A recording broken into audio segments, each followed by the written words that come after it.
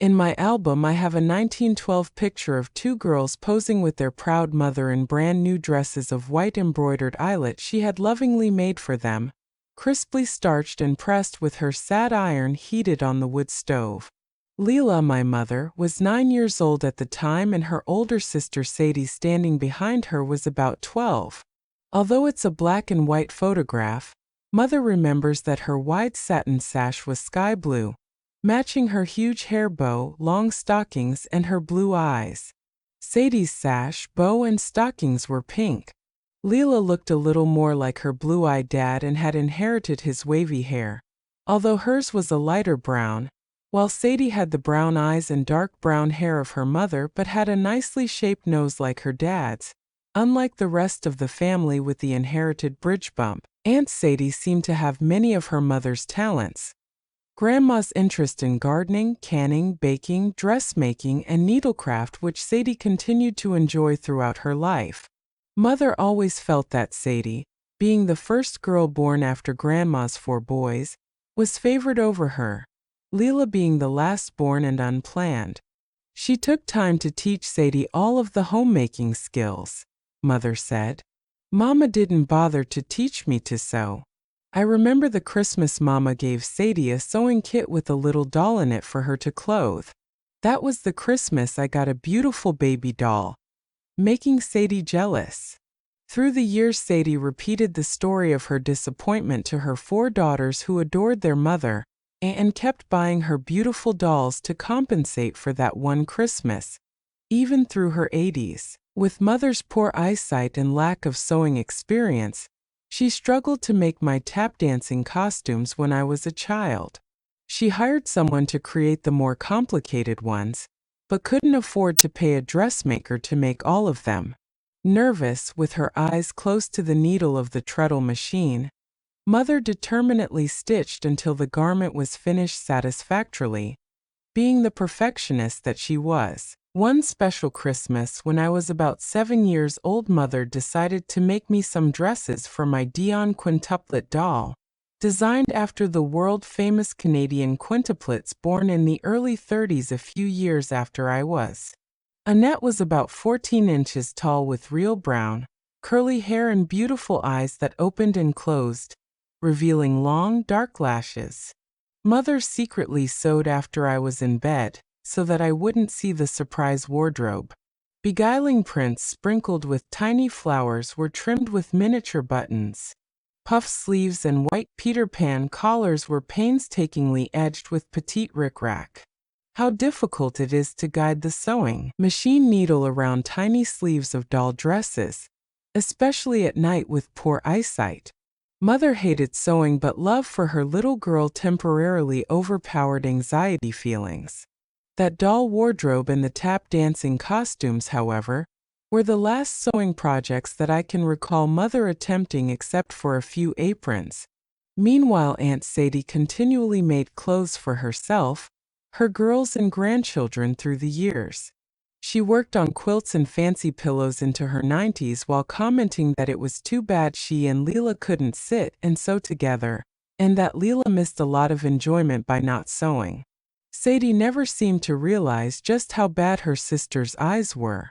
Mother's letter writing and reading caused some eye strain, but the precise focus of sewing was too much. She told me so many times, "Sadie doesn't realize. People simply don't know how bad my eyes really are." But they should have, from the thickness of Mother's glasses, which she hated to wear. Looking again at the photograph of these 2 sisters dressed in similar dresses, I try to find similarities in their personalities and aptitudes, but they are more of a study in contrasts. Aunt Sadie seemed to prefer autumn colors, decorating her living room, kitchen and bath in golds and browns with touches of orange or red, sunny yellow being her favorite color. Mother, on the other hand, disliked browns, preferring blues, pink, and pastels. Lavender was her favorite color. She had a lavender bedroom several years ago, and influenced me to choose lavender for my bridesmaids to wear in 1949. Later, Mother had her bedroom decorated with light blue carpet, white walls, and pale blue chiffon bedspread. The living room was decorated in pale green, cool blue velvet, with touches of soft yellow. Aunt Sadie's houses always had an early American appearance with her maple furniture and country prints. Pillows and afghans she had made were seen on the sofas, while her framed needlecraft creations and pictures in abundance decorated every wall. Somehow all four of Sadie's daughters seemed to enjoy the country look in their homes too. I don't believe it's inherited in the genes, but my taste usually agreed with my mother's choices in her home and in clothing. Mother liked traditional furniture with a touch of formal elegance, brocade drapes, velvet upholstery, gold-framed oil paintings, and mirrors. Several years ago, she persuaded Dad to hang a beautiful, crystal chandelier in the dining room. I suppose the two sisters' taste in food was similar, but Sadie was a baker as was her mother, and Lela wasn't. Freshly baked bread, fruit pies, cookies, or cinnamon rolls were common at Sadie's house, with canned or frozen vegetables harvested from her large garden and homemade jam. Long after the family was grown and living elsewhere, both Sadie and Grandma Bowen kept gardening, preserving food, and baking. Into their 90s, when it was painful, they persisted. Mother told me several times, "I had my fill of gardening at home. Mama had me pulling weeds every summer under the hot sun." The only time that a garden was planted and food preserved after Mother and Dad were married was out of necessity during the Great Depression years, when my parents gardened on the vacant lot next door. Dad had his fill of farm work, I believe, when he left his home in North Dakota at only 15 years of age. I don't recall Mother baking bread, but she told me she had to during those Depression years. Possibly one reason Mother didn't bake desserts or breads was Dad's work schedule. Working night shift at the post office, he insisted on a quiet house while he slept days. No banging pans, cupboard doors, or electric mixers were allowed. It certainly wasn't that Mother didn't cook appetizing meals. She did. Her specialty was the best potato salad you ever tasted and delicious roast beef and fried chicken. But I think Mother reasoned that cooking and baking only fill the stomach temporarily. They don't feed the soul. Somehow, reading books and writing letters was Mother's ultimate delight, and did satisfy her soul. During the years when they couldn't afford books and lived miles from any library, Mother would save coins to buy magazines. The stories transported her to other lands where she entered the real or imaginary lives of people who weren't poor. People who had adventure, excitement, or romance in their lives. Though it was difficult for Mother to read in her last years, she speedily finished any book I brought to her. Enjoying biographies especially, writing to friends and relatives and receiving mail from them fed Mother's soul too. I'm sure the kindness and attention she received in the mail partially compensated for the scarcity of it in her marriage. But more than that, she received tremendous satisfaction in writing. Several times Mother had told me that her school teacher said she should be a writer. From conversations with Mother, I believe if she had finished her education, she may have become the author of children's books. I, too, strangely feel drawn toward writing as by some unseen magnet. Keith, our younger son, also felt this irresistible pull. After receiving a master's degree in journalism, Keith entered the field of communications, advertising, and marketing. Did we inherit this undeniable urge to write from Lela? I've wondered. And where did Mother get it? Enjoying beauty, poetry, and prose, Mother used to spend hours in downtown stores scanning the greeting card racks, searching for that card with the most appropriate sentiment and most artistic cover. Mother was the only one in the family who recalled everyone's birth date, sending cards to each relative year after year whether they reciprocated or not. Sometimes, unable to decide which was the most elegant Valentine birthday card for me, Mother would present me with 2 or even 3 that she couldn't leave in the store. While Aunt Sadie enjoyed making clothes, Mother enjoyed shopping for them. She loved to window shop, admiring unusually attractive prints and styles, sometimes giving in to the temptation to buy the garment or other times just describing to me on the phone what she had seen from neckline to hem, including every button and bow. Buying gifts took Mother weeks, since a man's tie must exactly coordinate with his shirt, and a child's toy must be suited to his age and interests, and of good quality. I recall Mother taking me from store to store until my legs were tired, persisting until she found for me the perfect dress for some occasion.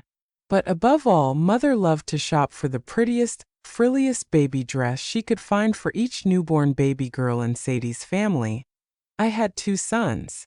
Mother bought me one baby dress before our second son was born, which I had to exchange, of course. Sadie and Mother both loved flowers. Aunt Sadie planted flowers in abundance wherever she lived, but Dad squelched Mother's enthusiasm by complaining, "You can't eat flowers, Lela. Don't waste our money. I'm not going to pull any weeds for you, and I don't want to trim around flower beds after I mow. This huge lawn is wearing me out."